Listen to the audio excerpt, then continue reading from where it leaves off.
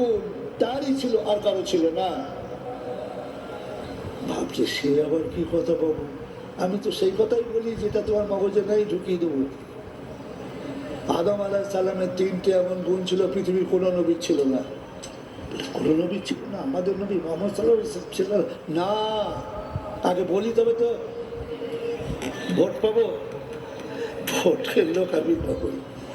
Number 1, আদম আলাইহিস সালামের 3টে গুণ ছিল যেটা আর কোনো নবী ছিল। কি? পৃথিবীর সমস্ত মানুষ জাতির আমি বাবা। এটা তিনি ছাড়া কারো বলার অধিকার আছে? উত্তরটা পাইনি না।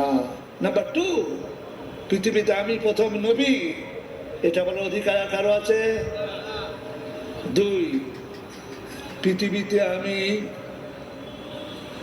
প্রথম মানুষ, এটা বলার অধিকার